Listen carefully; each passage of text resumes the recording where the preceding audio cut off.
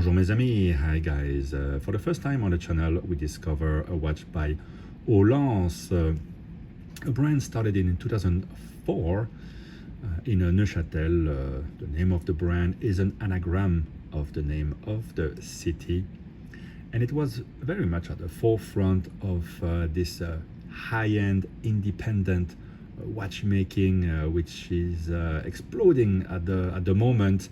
And in some ways I suppose they were a bit too ahead of the curve, and maybe didn't find their public for all their watches until later on. Today the brand is owned by the Melan Group, which owns H. Moser, and I suppose there are some synergies in terms of sharing the technologies, for example the excellent hairspring, which I guess you will find into the Hautlence latest models. So by the own admission of the CEO, the first customers were mostly from Russia or Singapore, and most of the watches from Hautlence will have a rectangular TV shape until today, and they would cost in the tens of thousands of dollars with interesting complications. So the brand is known to have mechanical innovations on the watches, to show everything that's going on through the dial, to create their own movements. Yes, there is a well-known base to this one, but everything else then is in-house. They're known to have to use sapphire to create different layers on their dials, and one watch we have here, it's the HLRQ, which came on the back of the HLQ model, I believe, and it's the first time they went for a round model, maybe to appeal to a bit more conservative tastes. This watch can be found in different colorways. The sides here, the little winglets can be orange, or actually there are versions without them. This one here is a DLC coated titanium, but you can also find it in steel. These models have been discontinued, but you can still find them new old stock. This watch here has never been worn, and I want to thank BackWatch Department for lending this watch in backwatchdepartment.com, where you will most likely be able to purchase this watch at a great discount from the original retail of $35,000, which didn't help selling these watches because they are so unusual. And the size here is 44 millimeter, 47 if you count the blue sides here. Lug to lug just under 50, and it's quite flat, so it's just above 11 millimeters. Can show you quickly what it would look like on my 17 centimeter wrist. No problem to wear it, but yeah, it's a showpiece kind of watch, and very much ahead, I think, of the taste of the public, which has evolved so much in the past few years. So what we have here is a typical complication by the brand, whereby you have, if I pull the crown to display it for you, jumping hours perfectly synchronized with retrograde minutes. You also have a date which is adjusted with a pusher at the top, and the jump is actually very mechanical. You can see all the parts of the mechanism, which is another feature typical of the brand. The jumper, the rocker, the pusher, and all of this.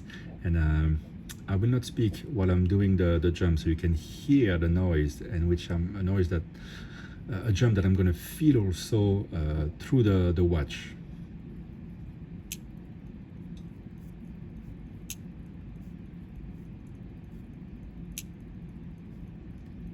There you go, very audible, and you can even feel the little vibration.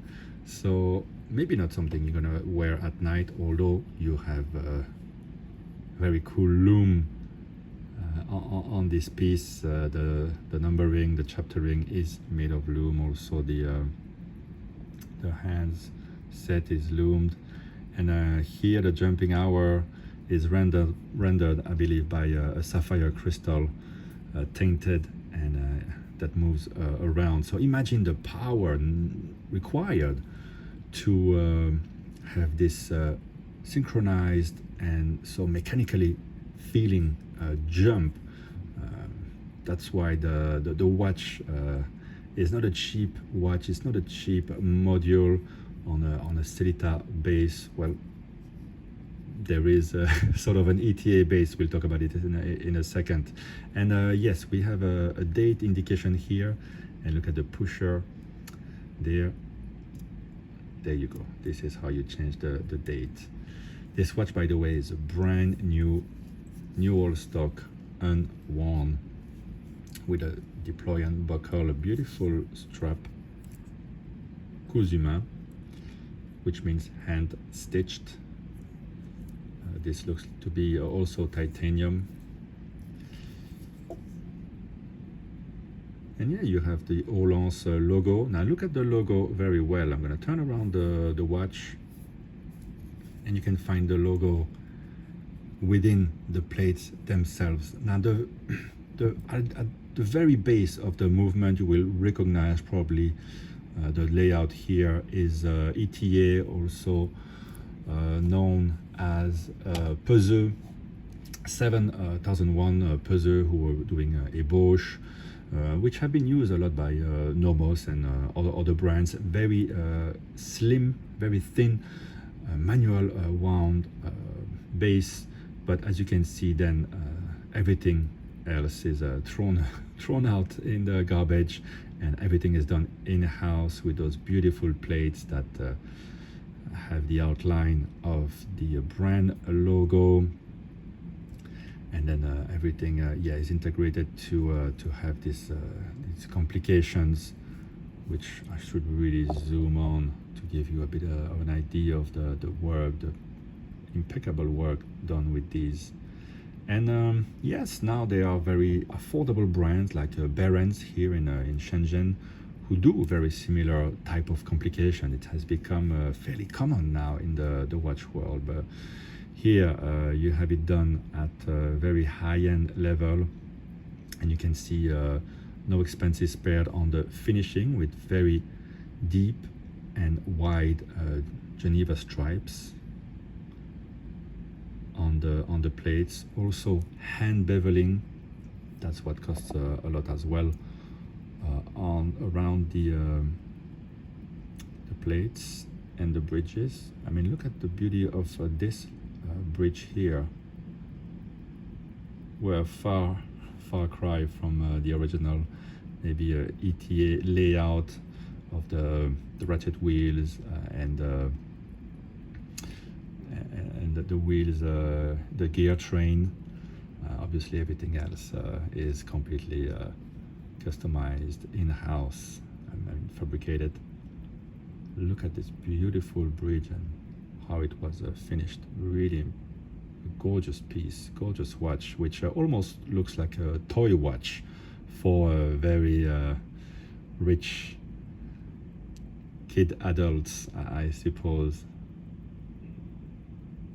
You have some nice sharp angles here, outward angles, and the screws have been polished, and the screw holes as well have been chamfered. Very beautiful movement. 32 joules, and it runs at 3 hertz.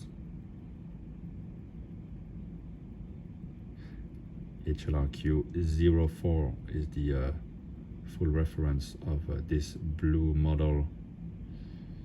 You have graining as well on the ratchet wheels. Just a beautiful piece. I can show you the winding. Let me give you an idea of the sound. Very light mechanical feel, very smooth. So there you go. I hope you have enjoyed this presentation, maybe discovered something. I'm sure some of you have already opened another tab on your browser to try to find the best price for one of these, and I advise you to keep an eye on backwatchdepartment.com, who lent in this watch, which has, by the way, very cool also custom screws for me to discover. Mostly titanium. These parts here, these little winglets, are made of steel with a varnish on them.